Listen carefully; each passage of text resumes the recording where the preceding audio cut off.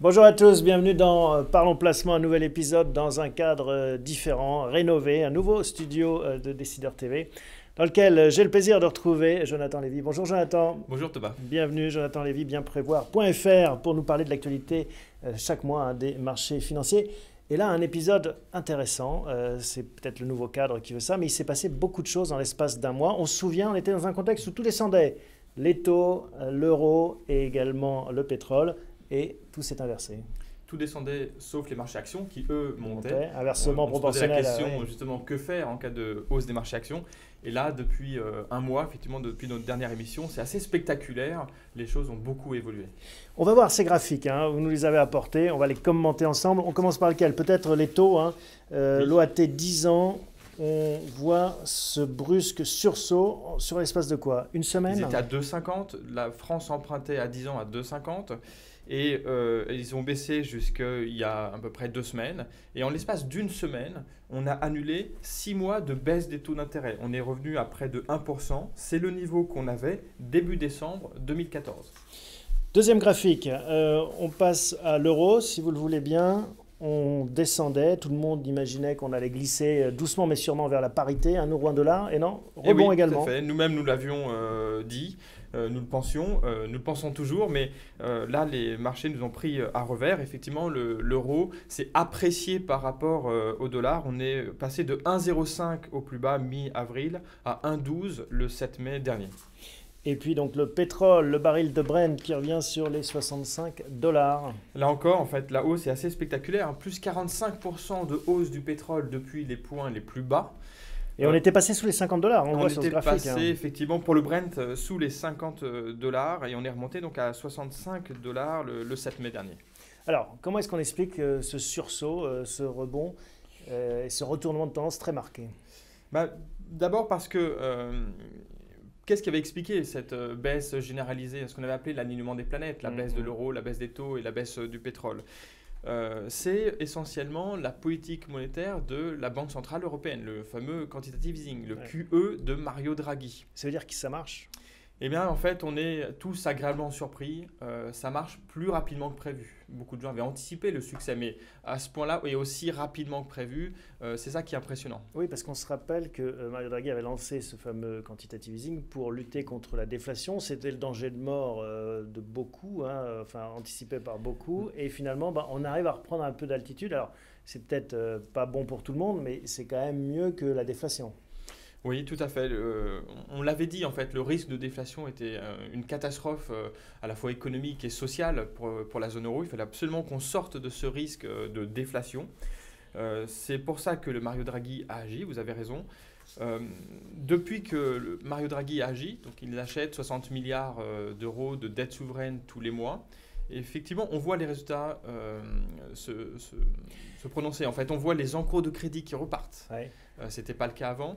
On voit l'inflation qui repart, surtout. L'inflation qui était tombée en territoire négatif. Les chiffres de la croissance aussi revus à la hausse.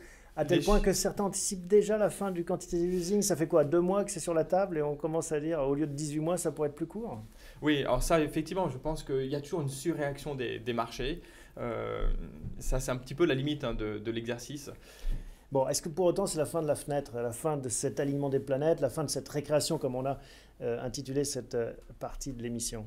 Non, honnêtement, je ne crois pas. Et je crois que ces graphes montrent justement le contraire. Ce n'est pas la fin de la récréation, ce n'est pas la fin de l'alignement des planètes. Les planètes sont peut-être un petit peu moins alignées, l'alignement est un petit peu moins net, mais malgré tout, on voit bien que globalement, les conditions sont extrêmement favorables. Prenez les taux d'intérêt, on l'a vu, l'euro, en moyenne en 2014, l'euro était à 1,31, 1,32. Ouais. Il est quand même à 1,12.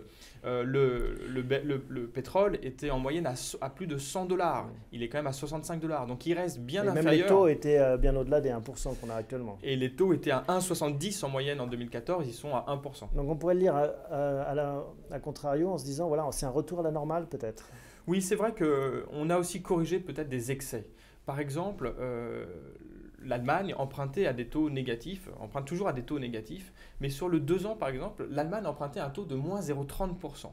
C'est un taux qui est difficile à expliquer en fait, même si l'Allemagne est une signature de très bonne qualité, malgré tout on ne peut pas dire qu'il n'y a aucun risque à prêter sur l'Allemagne, sur aucun pays, que ce soit les États-Unis, l'Allemagne ou d'autres, il n'y a jamais aucun risque. C'est moins 0,30, c'est moins que la BCE elle-même. L'Allemagne empruntait dans des conditions plus intéressantes que la BCE, le taux de la BCE est de moins 0,2. Ça, c'est une aberration. Ça nous amène au marché, on en a dit un mot, on avait tous ces facteurs qui descendaient, les marchés qui montaient, et depuis, en effet, depuis quelques semaines, quelques séances, on voit ce décrochage du CAC, on est repassé sous les 5000 points, on a perdu 5% en quelques séances. Est-ce que ça veut dire qu'en effet, le CAC va retomber, qu'on ait mangé notre pain blanc sur la bourse ? Je ne crois pas. Je crois que la réaction du marché action est excessive, que la correction est très prononcée, alors que les nouvelles, on l'a vu, elles sont certes un peu moins bonnes qu'au premier trimestre, mais elles restent quand même très bonnes. Il y a un autre paramètre dont on n'a pas beaucoup parlé. Quand on parlait de l'alignement des planètes, on parlait des paramètres de marché. Il y a un autre paramètre qui est lié à la gestion des États, la politique économique.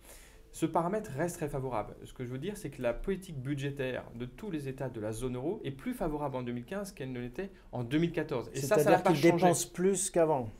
C'est ça que vous appelez favorable ? Non, ce que je veux dire en fait, c'est que l'effort pour réduire les déficits est plus faible en 2015 qu'en 2014. En 2014, serrer la ceinture plus vite pour réduire rapidement les déficits. Moins d'austérité, on pourrait dire. Moins d'austérité. Et donc ça, c'est favorable pour la machine économique. Et ça, c'est moins récessif, c'est plus favorable pour la machine économique. Ça reste vrai aussi, en plus des paramètres économiques et financiers qu'on a vus. Bon, il y en a qui parlent d'éventuels cracks obligataires. Est-ce que ça vous inquiète, ça ? Est-ce que c'est parce qu'on commence à voir avec cette remontée brutale des taux ? Non. Effectivement, quand on regarde ça, c'est impressionnant. Hein, c'est vraiment spectaculaire. En une journée, les taux allemands, français sont passés sur des niveaux faibles à des niveaux plus normaux.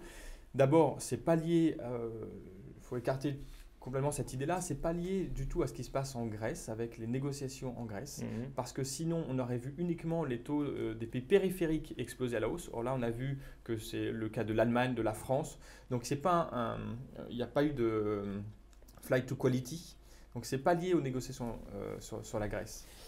Une dernière question peut-être sur qu'est-ce que vous conseillez à vos clients en ce moment en termes d'actions ? En ce moment en fait on considère que le marché action est un bon point d'entrée pour… sous les 5000 points là. Sous les 5000 points. Pour le CAC en tout cas. C'est effectivement… Alors on pense toujours que le CAC peut reprendre 10% par rapport au niveau actuel. On pense que les bancaires, par exemple, constituent un secteur intéressant. Je l'ai dit, le crédit repart. Le secteur économique, les conditions économiques et financières sont meilleures que l'année dernière et les banques vont en profiter. On pense qu'il devrait y avoir un rebond supplémentaire sur les actions bancaires. Parfait, merci beaucoup Jonathan pour toutes ces explications. Il se passe des choses, il faut pas rater un épisode de Parlons Placement, à chaque fois il y a du nouveau. En tout cas, on vous retrouve en troisième partie d'émission parce que vous reviendrez nous parler des SCPI. Mais en attendant, on va accueillir Vincent Kutkovitz qui va nous parler des fonds à formule.